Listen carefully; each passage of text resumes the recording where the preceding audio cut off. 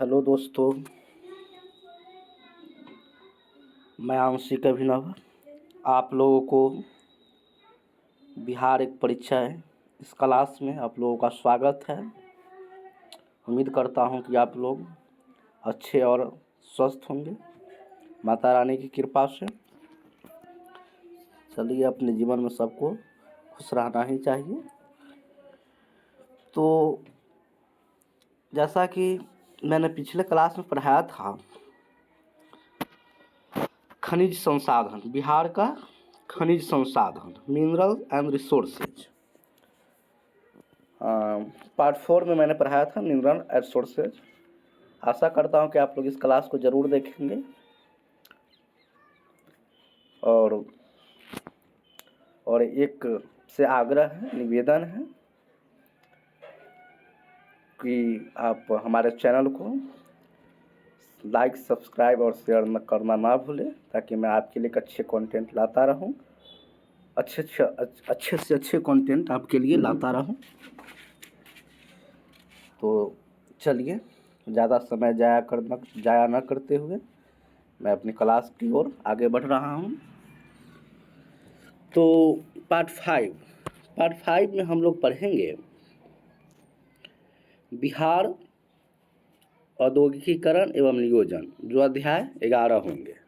अध्याय 11 पार्ट 5 पढ़ेंगे बिहार औद्योगिकीकरण एवं नियोजन। बिहार में जो औद्योगिकीकरण एवं नियोजन जो है उसके बारे में हम पढ़ेंगे, इंडस्ट्रियलाइजेशन एंड प्लानिंग। तो चलिए शुरू करते हैं।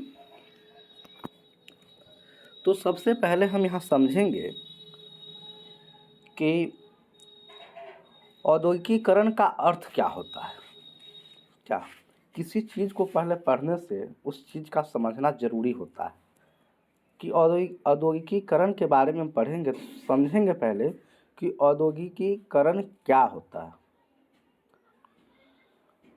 औद्योगिकीकरण क्या होता है उसके बारे में हम समझेंगे पहले। तो औद्योगिकीकरण एक सामाजिक तथा आर्थिक प्रक्रिया का नाम है। इसमें मानव समूह की सामाजिक आर्थिक स्थिति बदल जाती है, जिसमें उद्योग धंधों का बोलबाला होता है। अतः हम कह सकते हैं यह एक आधुनिकीकरण का एक अंग है। वास्तव में औद्योगिकीकरण जो है सामाजिक तथा आर्थिक प्रक्रिया का नाम है, समझे। आर्थिक प्रक्रिया जिससे हम कुछ अर्न कर सकें, समझे। और समाज में तो सामाजिक तथा आर्थिक प्रक्रिया का नाम है। इसमें मानव समूह की सामाजिक आर्थिक स्थिति बदल जाती है। वास्तव में सही, अगर जिस स्टेट में है, जिस कंट्री में उद्योग की जनसंख्या ज़्यादा है तो वहाँ लोग जाते हैं, लेबर मजदूर क्लास के लोग जाते हैं, उससे अपना उसमें काम करते हैं, उससे जो उसका जो वेतन भत्ता मिलता है उससे वो अपना घर परिवार चलाते हैं। तो हम कह सकते हैं ये सामाजिक तथा आर्थिक प्रक्रिया का नाम है। इससे मानव समूह की सामाजिक आर्थिक स्थिति बदल जाती है, जिसमें उद्योग धंधों का बोलबाला होता है। अतः हम कह सकते हैं आधुनिकीकरण का एक अंग है। आशा करता हूँ कि आप लोग समझ गए होंगे। अब औद्योगिकीकरण के बाद एक शब्द है नियोजन। एक शब्द है नियोजन। कि नियोजन क्या है, समझे। और नियोजन से आप क्या समझते हैं, नियोजन क्या है, नियोजन से आप क्या समझते हैं। तो इसके बारे में अगर हम कहें कि नियोजन की परिभाषा क्या है, तो पहले नियोजन की परिभाषा हम समझ लेते हैं। नियोजन की परिभाषा कि वर्तमान परिस्थितियों को, जो प्लानिंग जो हम करते हैं ना, कि हाँ किसी चीज़ को करने से पहले उसका प्लानिंग किया जाता है कि उसका रूपरेखा क्या होगा। कोई चीज़ जब हम करते हैं, शुरू करते हैं, किसी भी क्षेत्र में हो, वो उद्योग के क्षेत्र में हो या अपना कोई पर्सनल काम कर रहे हो, हर चीज़ का एक प्लानिंग होता है कि हमको क्या करना, उसका रूपरेखा तैयार किया जाता है, तब उस काम को हम स्टार्ट करते हैं। तो कहने का आशा है कि वर्तमान परिस्थितियों को ध्यान में रखकर किसी लक्ष्य की प्राप्ति के लिए भविष्य की रूपरेखा तैयार करने के लिए आवश्यक क्रियाकलापों के बारे में चिंतन करना या आयोजन या नियोजन वही कहलाता है। जो हम चिंतन करते हैं उसके बारे में कि हाँ हम इस काम को कैसे करेंगे, इसकी रूपरेखा क्या होनी चाहिए, कहाँ स्थापित करेंगे, इसमें कितने क्या लगेगा, पैसा कितना, वो सब आयोजन ही नियोजन कहलाता है, आयोजन या नियोजन कहलाता है। तो आशा करता हूँ कि आप लोग समझ गए होंगे। तो चलिए शुरू करते हैं। किसी अर्थव्यवस्था के अंतर्गत जब कच्चे पदार्थों को उचित एवं सुलभ तकनीक के माध्यम से उसके स्वरूप में परिवर्तन लाकर अधिक उपयोगी बना देना तथा निर्मित पदार्थों को उचित तरीकों से रख रखाव करना इत्यादि उद्योग के अंतर्गत आता है। इनका विस्तृत रूप औद्योगिकरण कहलाता है। तो अर्थव्यवस्था में जब हम किसी उद्योग को चलाने के लिए जब कोई उद्योग चलाते हैं तो स्वाभाविक है उसको पूर्ण माल तैयार करने के लिए पहले कच्चा माल की आवश्यकता होता है। जब हम कच्चा माल लाते हैं तो उसको एक पूर्ण रूप से उसका शेप देते हैं, तब जाकर वो एक पक्का माल के रूप में तैयार होता है। तो उस कच्चे माल को जब हम एक पूर्ण रूप सांचा में ढलकर जब पक्का माल तैयार कर देते हैं तो उस माध्यम से उसके रूप में स्वरूप में परिवर्तन आ जाता है, तो और अधिक उपयोगी बना देता है। समझे, उसको और अधिक उपयोगी बना देता है, जिसके अंतर्गत हम उसको उचित रख रखाव करना इत्यादि, समझे, ये सब उद्योग के अंतर्गत आता है। उद्योग वो यही इसी का जो विस्तृत रूप है वो औद्योगिकीकरण कहलाता है। किसी अर्थव्यवस्था में औद्योगिकरण एवं नियोजन हेतु निम्नलिखित की आवश्यकता होती है। सही बात है, जब हम कोई उद्योग हो, किसी प्रकार का उद्योग बैठाते हैं, कहीं भी कोई भी छोटा मोटा हो, लघु उद्योग हो, दीर्घ उद्योग, बड़ा उद्योग, कोई भी उद्योग हो, जब हम बैठाते हैं तो उसमें हर एक चीज़ की आवश्यकता होती है। क्या समझे, तो हर एक चीज़ की आवश्यकता, तो उसको हम चलाने के लिए पहले देखते हैं कि क्या क्या उसमें ज़रूरी है, तो उस चीज़ को हम फुलफिल करते हैं। तो पहले एक उद्योग चलाने के लिए पहले सुगमतापूर्वक कच्चे माल की प्राप्ति किया जाता है। पहले कच्चे माल की, जैसे किसी उद्योग को, जब किसी उद्योग में कोई माल तैयार करें उसके लिए कच्चा माल तो चाहिए, तब तो पक्का यानी पूर्ण रूप से तैयार माल मिलेगा। तो उसको लिए हम देखते हैं कि कच्चा माल कहाँ से प्राप्त होगा, किसी जगह से हम लोग कच्चे माल को लाते हैं। समझे, उसके अत्यधिक कुशल श्रमिकों की आवश्यकता होगी। सही बात है, जब हम उद्योग बैठाए हैं, जब हम कच्चे माल लाएंगे, उसको पूर्ण रूप से तैयार करेंगे, तो उसके लिए तो श्रमिक की आवश्यकता होगी ही। उसके लिए श्रमिक की आवश्यकता होगी, बिना श्रमिक को तो संभव है नहीं। क्या समझे, ठीक। तो वही बात है, उसके लिए अत्यधिक कुशल श्रमिकों की आवश्यकता होती है। उचित आवागमन मार्ग एवं परिवहन का साधन, जब वो माल तैयार हो जाएगा तो उसको किसी एक स्थान से दूसरे जगह पर इंपोर्ट करने के लिए उसके लिए तो सवारी गाड़ी चाहिए ही। बिना सवारी गाड़ी का तो संभव नहीं है कि एक स्थान से दूसरे स्थान को उस माल को भेजा जा सके। क्या समझे, तो उसके लिए मार्ग का होना सुनिश्चित रूप से तय करता है कि एक मार्ग, अच्छा मार्ग होना चाहिए उद्योग के एरिया में। तो इसलिए उसके लिए एक अच्छा आवागमन मार्ग एवं परिवहन का साधन होना जरूरी है। उचित मात्रा में पूंजी की आवश्यकता, यह भी बात सही कि अगर हम उद्योग चलाते हैं तो एक तो बजट होगा कि हाँ, मेरे उद्योग में जब हम किसी उद्योग को स्थापित करते हैं, कारखाना लगाए हैं, तो उस कारखाना में 1,000, 10,000, 5,000, 10 लाख, 20 लाख, 1 करोड़ कुछ तो बजट होगा उसके चलाने के लिए। तो उसमें बजट की आवश्यकता होती है, पूंजी की आवश्यकता होती है, उसका बजट तय होता है कि इसमें कितना खर्च होगा। समझे, उचित मात्रा में पूंजी की आवश्यकता होती है। निर्मित वस्तुओं की बिक्री हेतु विस्तृत बाजार की सुविधा। अब जब हम वस्तुओं को अपने उद्योग में निर्माण कर लिए तो उसके लिए तो बाजार भी तो चाहिए। तो उसके लिए क्या करेंगे, हम एक विस्तृत बाजार को उसके लिए स्थापित होना चाहिए ताकि उस माल को हम उस बाजार में बेच सकें। एक बाजार होगा तभी ना। अब उसको तो हम बनाकर अपने उद्योग में, कारखाना में तो नहीं रख सकते, उसको तो बाहर इंपोर्ट करेंगे, बाहर भेजेंगे। उसके लिए एक विस्तृत बाजार होनी चाहिए ताकि हम उससे कुछ कमा सकें। समझे, तो उस बाजार की आवश्यकता होती है। अर्थव्यवस्था के अंतर्गत निर्माण, विनिर्माण समेत उद्योगों को द्वितीयक क्षेत्र कहा जाता है। समझे, बिहार में सकल घरेलू उत्पादन में उद्योग द्वितीयक क्षेत्र का हिस्सा 18.1% है, जबकि भारत में औसतन इसका हिस्सा 29.02% है। इस तरह अगर सूक्ष्म दृष्टि से देखा जाए तो बिहार में आधारभूत आवश्यकताओं की कमी के चलते उद्योग क्षेत्र काफ़ी पिछड़ा हुआ है। सही बात है,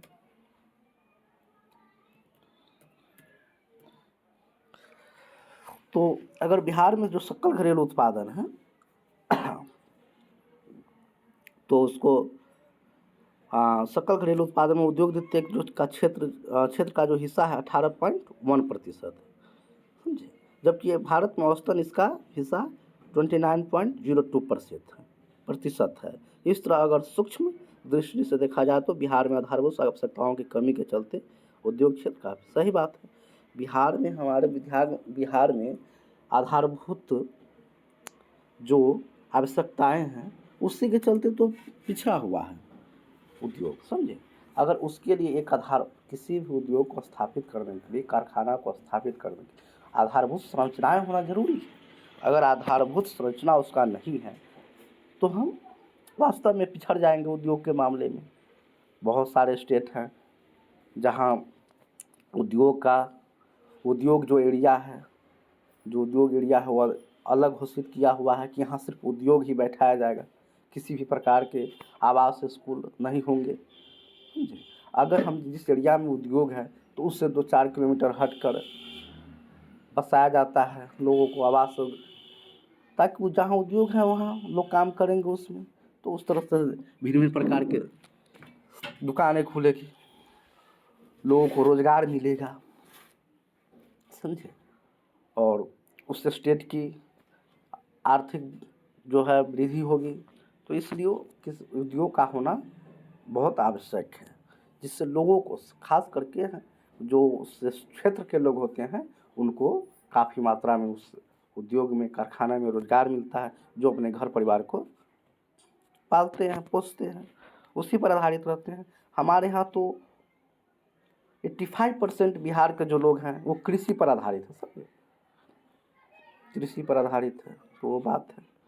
अब चलिए, अब कृषि आधारित उद्योग, एग्रीकल्चर बेस्ड इंडस्ट्री। बिहार में मैदानी इलाकों का क्षेत्रफल अधिक होने के फलस्वरूप कृषि पर आधारित उद्योग की संभावना बढ़ जाती है। सही बात। बिहार जो है मैदानी इलाका है, समतल इसको कह सकते हैं, मैदानी इलाका है, जिसका क्षेत्रफल अधिक होने के फलस्वरूप कृषि पर आधारित उद्योग की संभावना बढ़ जाती है। सही बात है। यहाँ जो है कृषि आधारित उद्योग चाहे तो हम बहुत यानी उसमें वृद्धि कर सकते हैं जी। जो हमारे बिहार में जो कृषि से जो उत्पादन चीज़ें होती है, चाहे वो चावल मिल उद्योग हो, चीनी मिल उद्योग हो, जूट एवं उस पर आधारित वस्त्र उद्योग हो, दाल मिल उद्योग हो, और जानवर से, गाय भैंस बकरी से जो हम दूध निकालते हैं, समझे, तो दूध उत्पादन सब हम कर सकते हैं। तो यहाँ कृषि से जो है बहुत ज़्यादा उद्योग की संभावना बनती है, समझे। अगर इस पर हम ध्यान दें तो बिहार में जो ये है निम्नलिखित उद्योग है जो कृषि पर आधारित है, समझे। अब खाद्य प्रसंस्करण उद्योग, समझे। खाद्य प्रसंस्करण उद्योग में आप सभी लोग जानते हैं खाद्य प्रसंस्करण उद्योग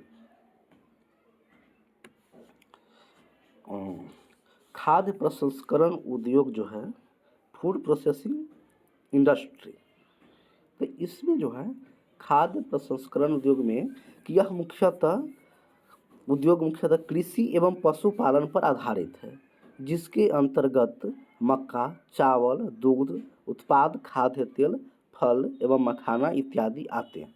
आर्थिक सर्वेक्षण 2016-17 के मुताबिक बिहार में अगस्त 2016 तक खाद्य प्रसंस्करण उद्योग की लगभग 407 इकाइयाँ स्थापित हुई हैं, जिनमें से 278 इकाइयाँ ही सुचारू रूप से कार्यरत है।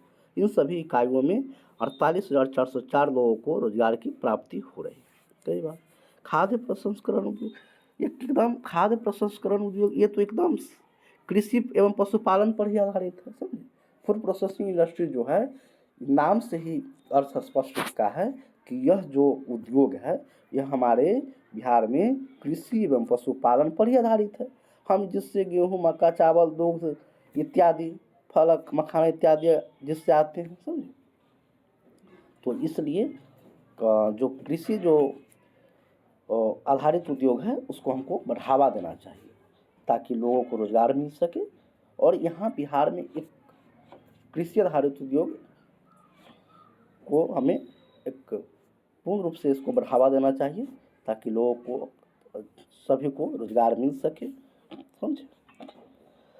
प्रोटीन एवं कार्बोहाइड्रेट की प्रचुर मात्रा मखाना में पाई जाती है, जो कि जानते हैं कि ये मेरे मधुबनी एवं दरभंगा का एकदम फेमस है, दरभंगा में फेमस है मखाना। तो इसमें जो प्रोटीन और कार्बोहाइड्रेट जो होती है ये प्रचुर मात्रा में पाई जाती है।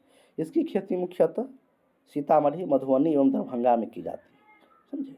मखाना शोध संस्थान दरभंगा में स्थापित। और देखिए यहाँ से क्वेश्चन बनकर आपको आता है कि पूछ देगा क्वेश्चन में इस तरह कि मखाना शोध संस्थान बिहार के किस जिले में है, तो कहाँ है, दरभंगा में, समझे। या इस तरह से भी पूछ सकता है, समझे। तो या इस तरह से हो सकता है कि दरभंगा में किस चीज़ का शोध संस्थान स्थापित है, तो दे देगा ऑप्शन है मखाना, दूध, गेहूँ, चावल, तो वहाँ मखाना होगा। इसके अलावा मुजफ्फरपुर एवं वैशाली में लीची आधारित, जबकि रोहतास एवं कैमूर में अमरूद आधारित खाद्य प्रसंस्करण उद्योग है, समझे। हमारे बिहार में जो है एकदम लीची है, जो लीची फेमस है पूरे भारत में। मुजफ्फरपुर का लीची आप लोग जानते ही होंगे, हाजीपुर का केला, समझे। और हाजीपुर का केला, और क्या कहते हैं, मुजफ्फरपुर का लीची और गया का खाजा, ये तो हमारे बिहार का एकदम फेमस चीज़, पूरे बिहार का, पूरे भारत का फेमस, भारत में फेमस है बिहार का ये चीज़। तो इसीलिए यहाँ फूड प्रोसेसिंग इंडस्ट्रीज पर ध्यान देना जरूरी है। बिहार एवं खाद्य प्रसंस्करण उद्योग को विस्तृत रूप से प्रदान करने हेतु निम्नलिखित योजनाएं क्रियान्वित है। शीतगृह योजना। अब बिहार में अगर हम खाद्य प्रसंस्करण उद्योग को अगर हम बढ़ावा देते हैं, अगर हम चाहें कि वो फूड प्रोसेसिंग जो इंडस्ट्रीज है वो हम लगाएं, तो उसके लिए सरकार द्वारा पहल की गई है, सब सरकार ने पहल किया है इस पर। उनके लिए जो योजनाएं क्रियान्वित हैं वो इस प्रकार है। शीतगृह योजना के तहत आपको 5 करोड़ तक सब्सिडी मिल सकती है, समझे। फूड पार्क योजना, कुल लागत का 30% सब्सिडी, जिसकी अधिकतम मात्रा 50 करोड़, समझे, 50 करोड़ है। हाल ही में बक्सर में एक फूड पार्क की स्थापना की जा रही है। और एक यहाँ से भी क्वेश्चन हो सकता है कि हाल ही में बिहार के किस जिले में फूड पार्क की स्थापना की जा रही है, तो क्या होगा, बक्सर, समझे। तो अब इतना ही हम रहने देते हैं।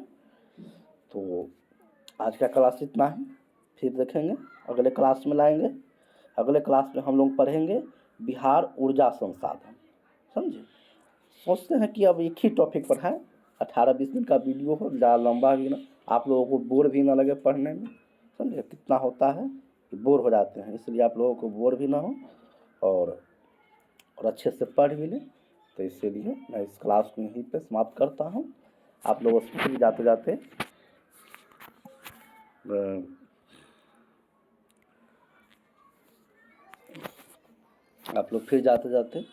एक निवेदन है, आग्रह है, जो आप मानिए कि मेरे चैनल को लाइक सब्सक्राइब और शेयर करना ना भूलें, ताकि मेरा लाइक, सब्सक्राइब और कमेंट ये मेरी पूंजी है, और आप इस चीज़ को करेंगे तो हमारी हौसला बढ़ेगा और हम आपके लिए एक नए वीडियो लाएंगे और अच्छे से अच्छे कंटेंट मुहैया आपको कराएंगे, ताकि आपको दिक्कत ना हो बिहार के बारे में जानने के लिए। हमारे बिहार में एक से एक चीज़ है, समझे। हम कोशिश करेंगे कि आपको एक से एक चीज़ को लाएं, बिहार के बारे में बताएं और आप समझें। Thank you. तो बस इतना ही पर क्लास को ख़त्म करते हैं। जय हिंद, जय भारत, जय बिहार।